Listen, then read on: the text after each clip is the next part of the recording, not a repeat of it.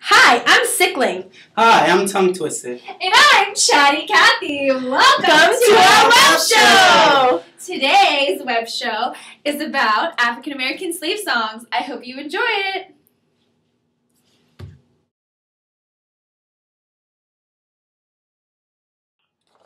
Our story takes place in the United States, but more specifically in colonial America in 1607, when the settlement of Jamestown came to be. In 1619, a colonial Dutch ship ported in Jamestown and dispersed 20 African Americans on a British soil. These African Americans were the first to ever come to America. They were considered indentured servants, which means if they worked a specific amount of time, then they would eventually be given freedom. In 1640, at least one African American had been declared a slave, and this African was forced to work for his master for the rest of his life. As tobacco became a highly profitable cash crop within Virginia, European settlers began importing more Africans to cultivate it. They were dependent on laborers to clear the fields and to plant and to harvest the crops. Gradually, the number of blacks in Virginia began to increase. In 1619, there were 20. In 1623, there were 23. In 1650, there were 300. And by 1700, there were over 1,000 being imported yearly. This increase of slaves had to do with the fact of the slave trade, which started in 1650 and went to 1860. It was during this African demographic expansion that indentured servitude became subordinate to slavery. The English plantation owners of the 13 colonies began identifying themselves with harsher farming styles, cruder treatment to their workers of the Caribbean islands. English plantation owners discriminated against blacks for their lack of religious beliefs in Christ. In 1661, the first official colonial law in regards to slavery was pronounced, and by the 18th century, the social status of the average African American was sealed by the Slave Codes of 1705. This was started by the Virginia Slave Codes, which were written in 1667 and revised in 1682. It was through all this hardship that African Americans fabricated the usage of work songs or slave songs into American culture.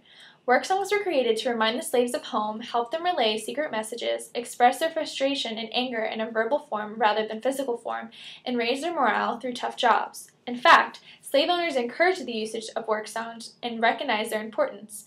They noticed that slaves engaging in singing were working more effectively. The most common type of work song was called the call and response. This came from the Akan people of Ghana. Ghana is right there. Do you see it? Okay. One of the first conversational pieces of music is the Akan proverb, river and the path. In African music, like the Akan or Mande, there is a theme of communal expression or gratitude. Africans must stick together. This is similar to the African slaves in America because they used slave songs to work together and stay united through hardships and cruelty of their white masters. However, African Americans are different from Africans in their music because African music is about homage, given to pay respect to deities, rivers, chiefs, parents, and musical elders, when slave songs were used to remembering home, sending secret messages, expressing anger, and raising morale during tough jobs. Sub-Saharan Africanisms, sub-Saharan, below the Sahara Desert, the things that basically make African music sound African are complex polyphonic textures, layered ostinatos with varied repetitions, conversational elements like call and response, improvisation, timbral variety, and distinctive pitch systems and scales. African Americans showed Africanisms like call and response, improvisation, and timbral variety in their slave songs. Briana's coughing. Okay, go ahead. From agricultural work songs spun African American spiritual songs. Negro spirituals arose as blacks adapted to white society and began to partake in Christianity. Christianity came from the Europeans. It gave them hope to think of a God that would take them to a promised land and away from all the struggles and hardships of the South. Also, Negro spirituals were the first coded songs related with an escape to a free country, the North. This being said, spiritual songs had a big role to play in the Underground Railroad. For instance, the famous song Follow the Drinking Gourd and Wade in the Water were two famous Underground Railroad songs that helped African Americans get from the South to the North.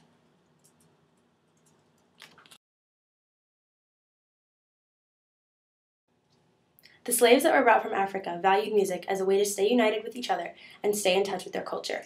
However, the slaves had limited to no access to instruments. The main instrument of African culture is drums, but drums were banned by the slaves' masters for fear that they would be used to communicate and start riots. Because of this, slaves sang songs to connect to their musical roots. The three main forms of slave songs were religious, recreation, and work songs.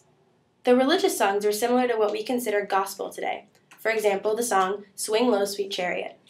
Swing low, sweet chariot, coming forth to carry me home. Another aspect of religious songs were ring shouts, where people would form a ring and run in a circle, singing until exhaustion. These stemmed from African primitive dance. Okay. Swing low, sweet chariot, coming forth to carry me home. Again, swing low, sweet chariot, coming forth to carry me home. Work songs were sung in a universal language so that all slaves could understand what was being said. They were sung as field hollers, or call and response songs. These could be sung or chanted. An example of a chant is Knee-bone. Knee-bone, didn't I call you? Oh, Lord, Knee-bone, called you in the morning. Oh, Lord, Knee-bone, bend. Knee-bone, didn't I call you? Called you in the morning.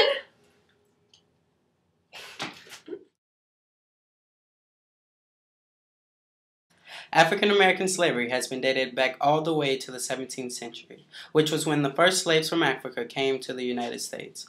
From then through the 19th century, there has been over 2 million slaves in the United States. Slaves were taken from their homeland and were forced to move across the world. Most of the time, they were separated by their communities and families to different plantations in the U.S. They were separated because slave owners thought by doing so, they could destroy any type of culture or traditions from Africa, but instead it gave the African American slaves a means of personal communication. Personal communication is how oral tradition came about.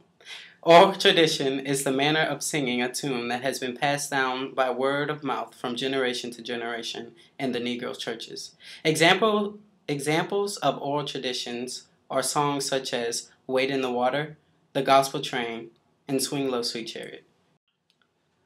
When slavery was abolished in 1865, some African Americans were allowed to go to school.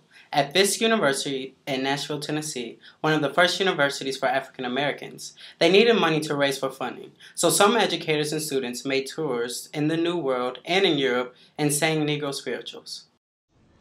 Rise, shine, for the light is a-coming. Rise, shine, for the light is a-coming. Rise, shine, for the light is a-coming. My Lord says he's coming by and by. Rise, shine, for the light is a-coming. Rise, shine, for the light is a-coming. By the 1900s, the constant improvement of Negro spirituals gave birth to another type of Christian song. These songs were inspired by the Bible and related to our daily life.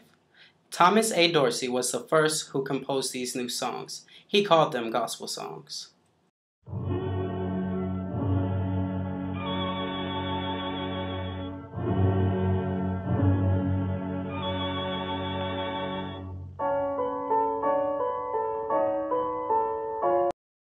Today, African American music is seen in churches and schools all across the nation. Composers such as Harry Burleigh, Hall Johnson, Levi Dawson, Andrew Dorsey, Moses Hogan, and FSU's own Andre Thomas has thrived in making beautiful music for today's audience and also has taken spirituals into concerts and recital halls.